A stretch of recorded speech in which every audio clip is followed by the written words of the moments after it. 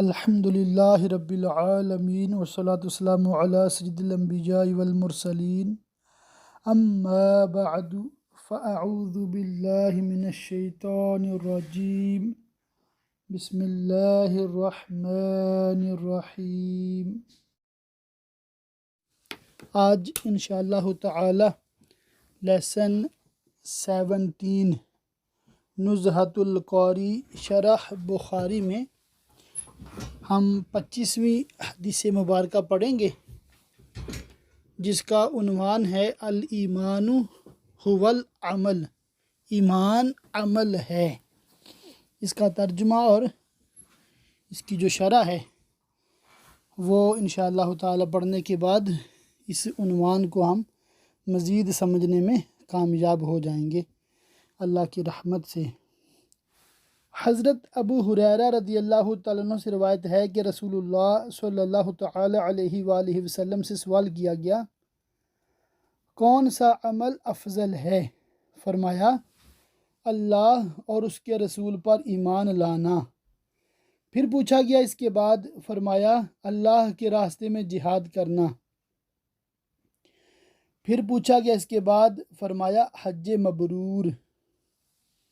لغات: جہاد کا مادہ جو جہدن ہے، اس کے لغوی معنی مشقت کی ہیں۔ اصطلاح شرع میں جہاد کے معنی ہے اسلام کی حفاظت و اشاعت و سربلندی کے لیے مخالفین اسلام سے جنگ کرنا۔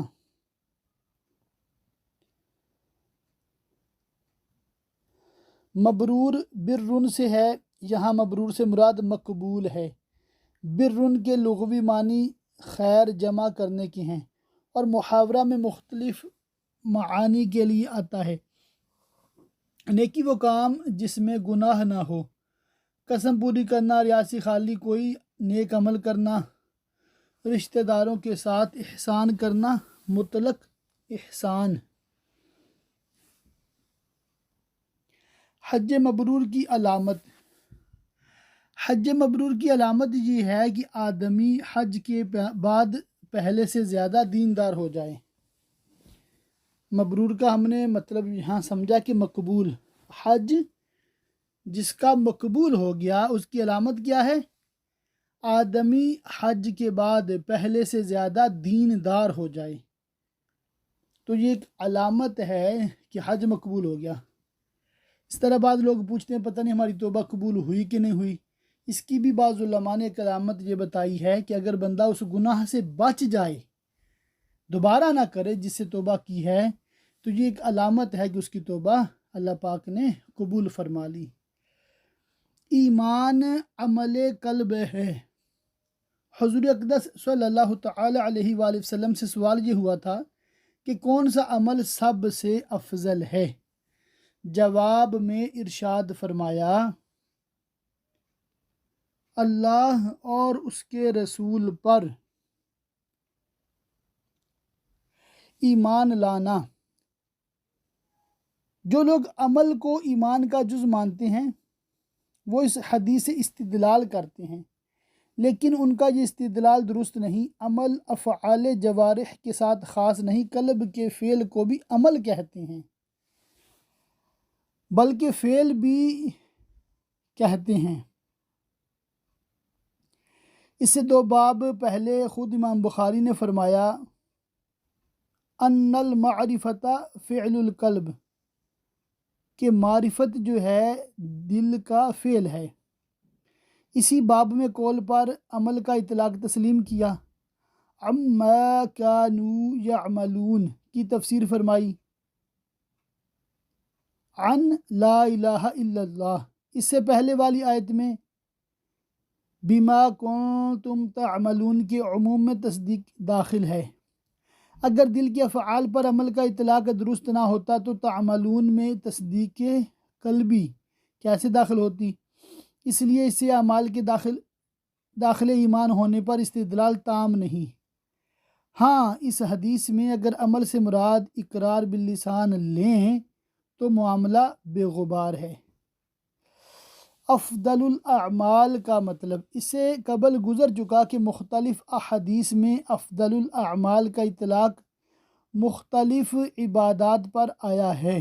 وہیں یہ توجیہ بھی گزری کہ سائلین یا سامعین یا وقت کے لحاظ سے فرمایا یا ہر جگہ من محذوف مانا جائے، مراد یہ ہے کہ افضل الاعمال میں سے یہ بھی ہے اور فلاں عمل بھی اور فلاں عمل بھی۔ حج افضل ہے یا جہاد؟ اس حدیث کے سیاق سے ثابت ہے کہ جہاد حج سے افضل ہے، لیکن یہ بھی مطلقاً نہیں۔ جہاد اگر فرض عین ہو جائے، مثلا دشمن ہجوم کر کے کسی آبادی کو گھیر لیں، تو بلا شبہ حج سے افضل ہے۔ اس عہد مبارک کی عمومی حالت یہی تھی، ورنہ کبھی ایسا بھی ہو سکتا ہے کہ حج جہاد سے افضل ہو، مثلا جہاد فرض عین نہیں، یا ایسی صورت پیدا ہو جائے کہ جہاد فرض ہی نہ ہو اور ایک شخص پر حج فرض ہو چکا ہے تو اس کے لیے حج ہی افضل ہوگا۔ مختصر یہ کہ اعمال میں فضیلت کی ترتیب کلی اور قطعی نہیں مقرر کی جا سکتی۔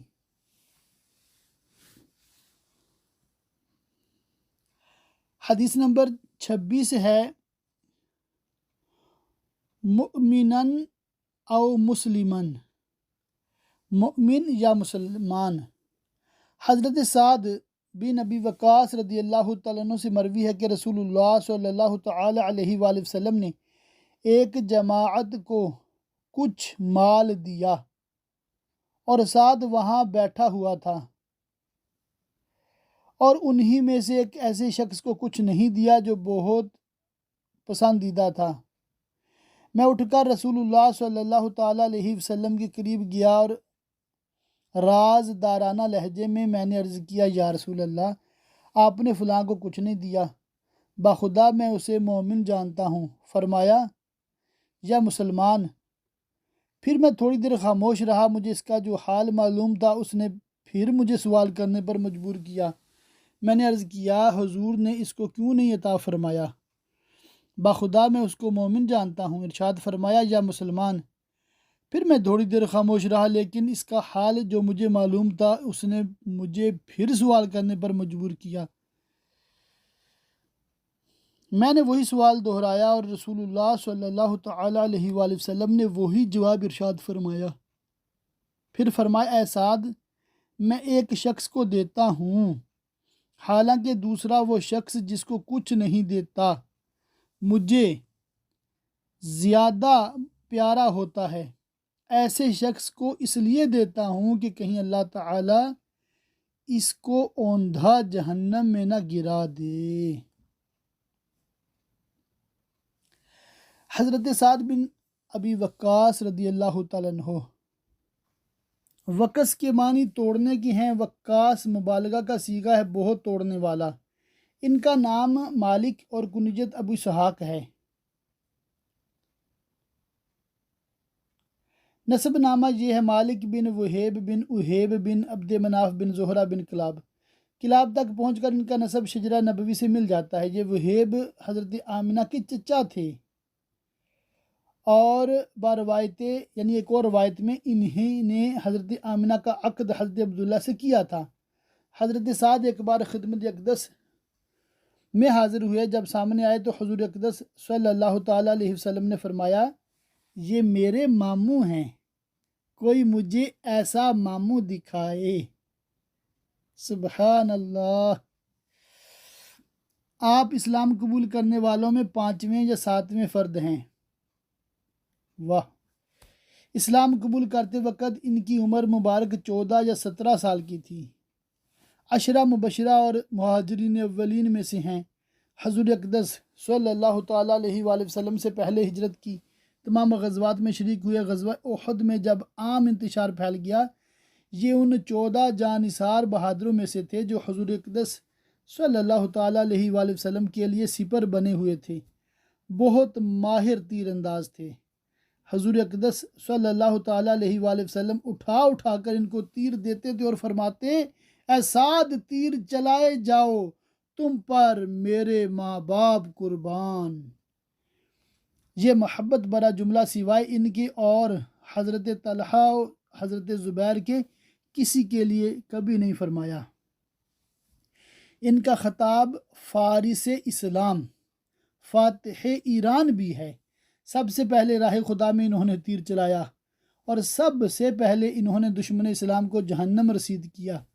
حضرت فاروق اعظم رضی اللہ تعالیٰ عنہ کے زمانے میں ایران کے فاتح لشکر کے سپہ سالار بھی تھے۔ کوفہ کو انہوں نے بسایا۔ عرصے تک کوفہ کے حاکم رہے، آخر عمر میں گوشہ نشین ہو گئے تھے۔ حضرت عثمان کی شہادت کے بعد جو فتنے اٹھے سب سے الگ تھلگ رہے۔ مدینے سے 10 میل کی دوری پر عقیق میں ایک عالیشان مکان بنوایا تھا، اسی میں رہتے تھے۔ یہیں 55 ہجری یا 57 ہجری میں 70 سال سے زائد عمر پا کر وصال فرمایا۔ جنازہ مبارکہ وہاں سے اٹھا کر مدینے لایا گیا۔ مروان نے نماز جنازہ پڑھائی۔ جنت البقیع میں آسودہ ہیں۔ عشرہ مبشرہ میں سب کے بعد یہ واصل بحق ہوئے۔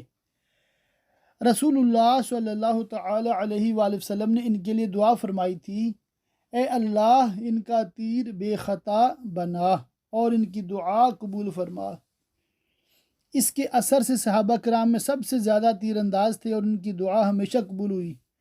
لوگ ان کی دعائے خیر کی امید رکھتے اور ان کی بد دعا سے ڈرتے تھے۔ ان سے 270 احادیث مروی ہیں۔ 15 پر بخاری اور مسلم کا اتفاق ہے اور 5 افراد بخاری یعنی صرف بخاری نے اور 18 افراد مسلم یعنی صرف مسلم نے روایت کی ہیں۔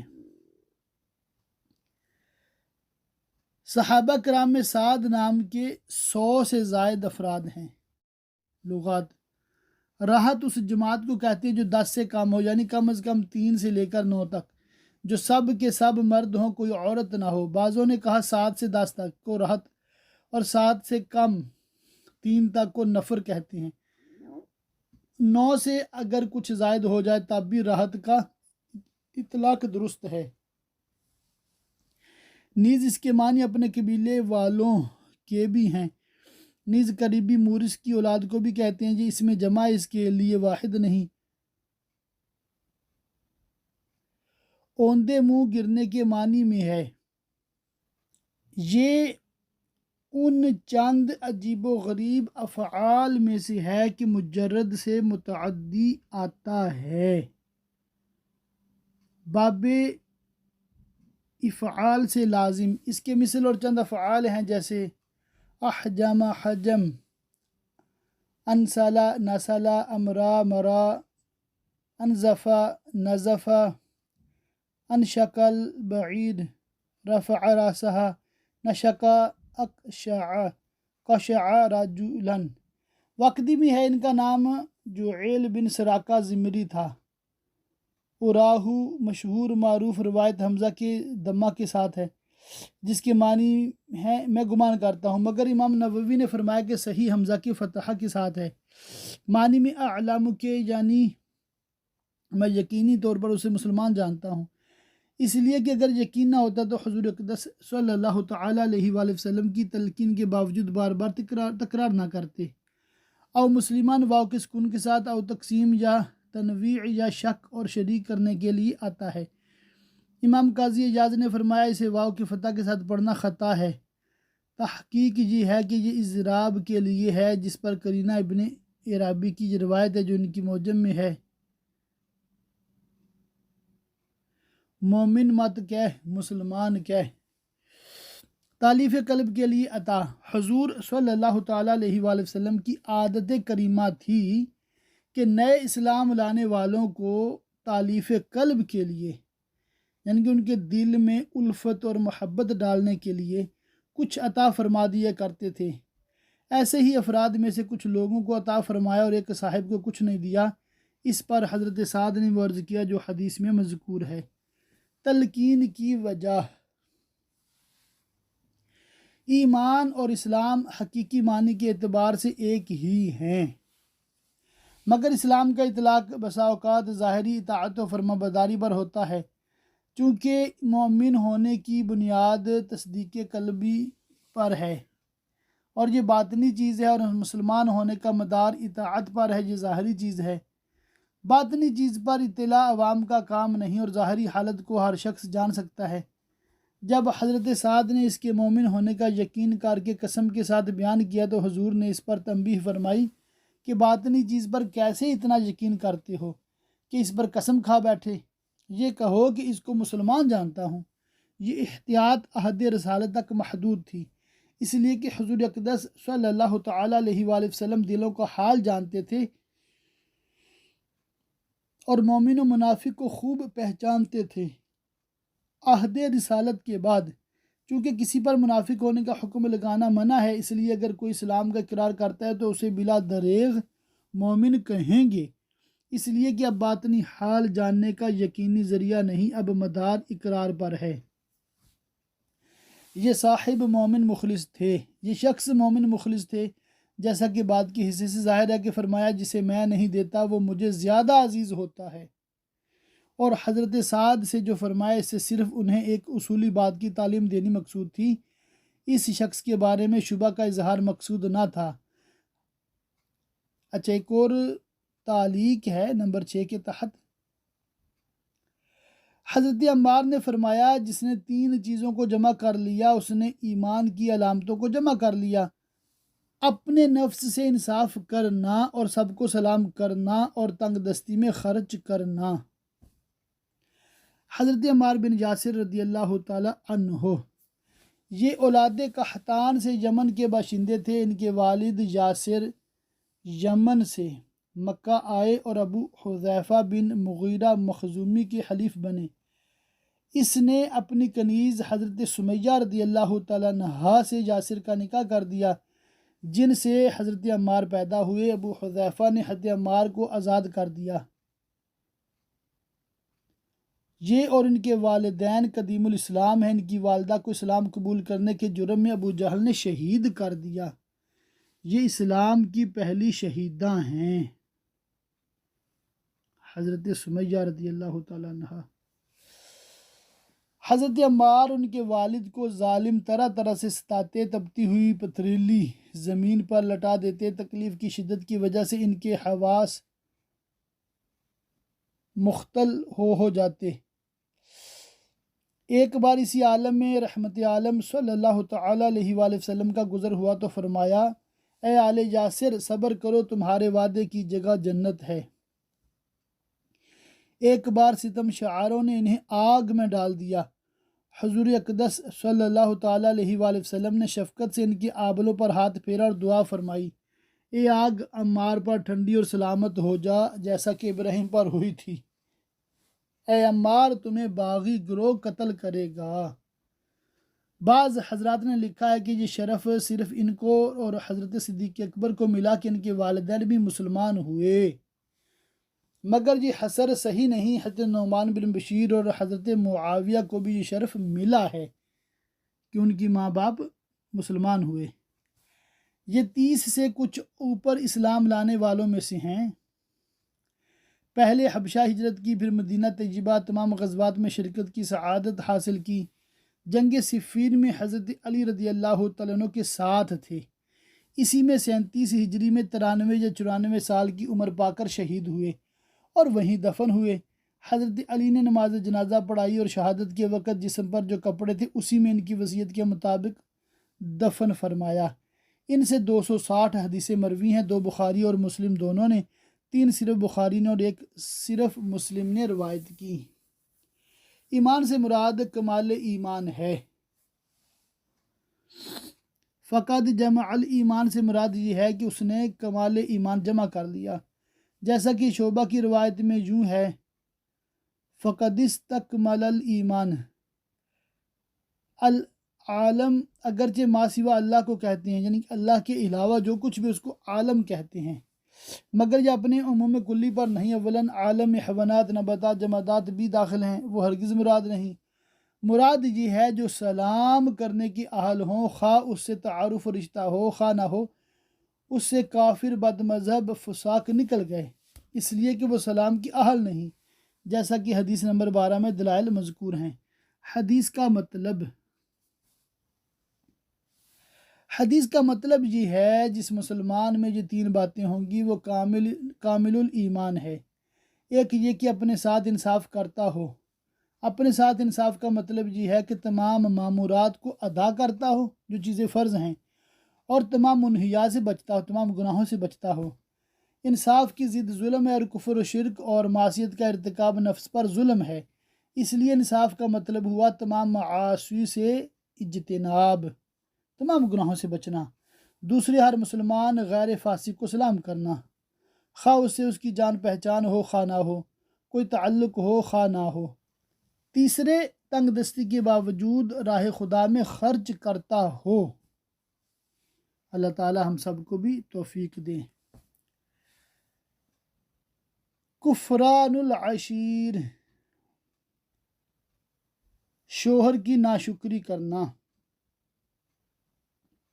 حضرت عبداللہ بن عباس رضی اللہ تعالیٰ عنہما سے روایت ہے کہ نبی صلی اللہ تعالیٰ علیہ وآلہ وسلم نے فرمایا، مجھے جہنم دکھائی گئی، میں نے جہنم میں زیادہ تر عورتوں کو دیکھا۔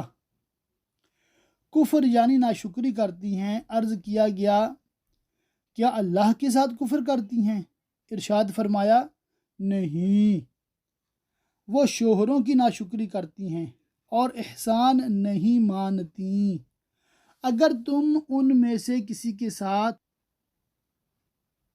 زمانہ بھر احسان کرو، پھر اگر تم سے کوئی بات ناپسند دیکھے تو کہہ دے گی، میں نے تم سے کبھی کوئی بھلائی نہیں دیکھی۔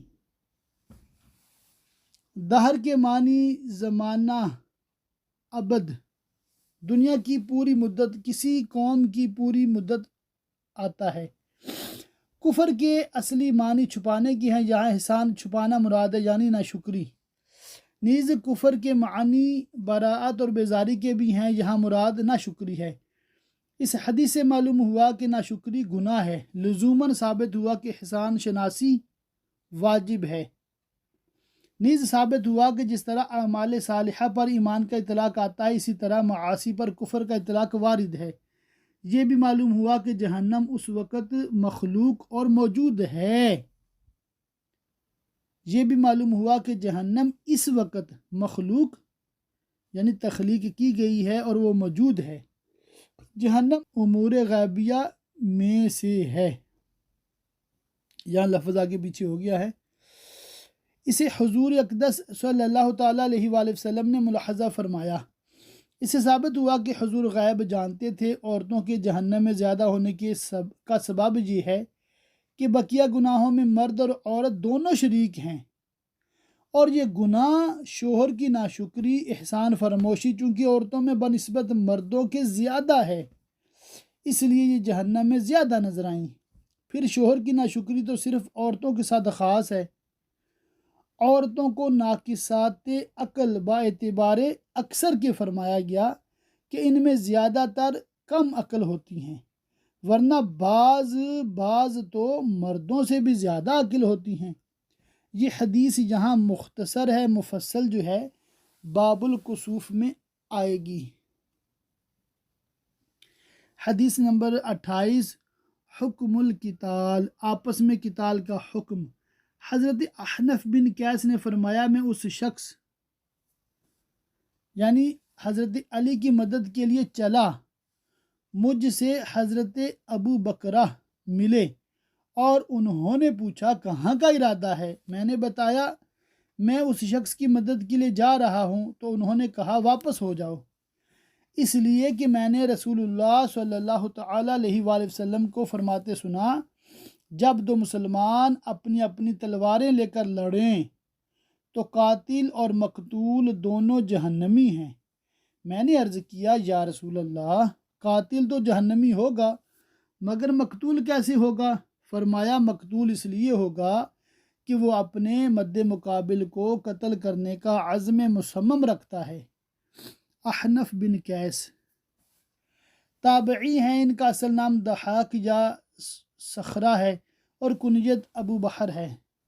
مشہور احنف کے ساتھ ہیں۔ احنف کے معنی ٹیڑھے پاؤں والا، یا وہ شخص جس کا پاؤں مڑا ہوا ہو اور وہ پاؤں کی پیٹھ کے بل چلتا ہو۔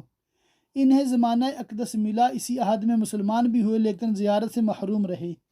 حضرت فاروق اعظم رضی اللہ تعالیٰ عنہ کی بارگاہ میں حاضر ہوئے، مروال روز انہوں نے فتح کیا۔ اس لشکر میں ان کے جھنڈے کے نیچے امام حسن بصری اور امام محمد بن سیرین بھی تھے۔ حضرت عمر، علی، عباس وغیرہ صحابہ سے حدیث سنی، ان سے امام حسن بصری وغیرہ نے۔ حضرت عبداللہ بن زبیر رضی اللہ تعالیٰ عنہ کی خلافت میں 67 ہجری میں کوفہ میں ان کا وصال ہوا۔ حضرت ابو بکرہ رضی اللہ تعالیٰ عنہ، ان کا نام نفیع ہے یا مسروح، یہ طائف کے باشندے تھے۔ حارث بن کلدہ کے غلام، ان کی ماں وہی سمیہ ہے جو زیاد کی ماں ہے۔ جب حضور اقدس صلی اللہ تعالیٰ علیہ وآلہ وسلم نے طائف کا محاصرہ فرمایا اور یہ اعلان کر دیا کہ جو غلام میرے پاس آ جائے گا وہ آزاد ہے، تو یہ چرخی کے ذریعے فصیل سے اترے۔ چرخی کو عربی میں بکرا کہتے ہیں۔ اسی بنا پر حضور نے ان کی کنیت ابو بکرہ رکھی، یعنی کہ چرخی والا، چرخی سے چونکہ اترے تھے یہ، اور حسب اعلان انہیں آزاد کر دیا۔ انہیں آزادی تو مل گئی، لیکن محبوب خدا کی غلامی میں وہ مزہ آیا کہ عمر بھر خدمت ہی میں رہے۔ یہ فضلاء صحابہ اور ان کے عابدین میں ہیں۔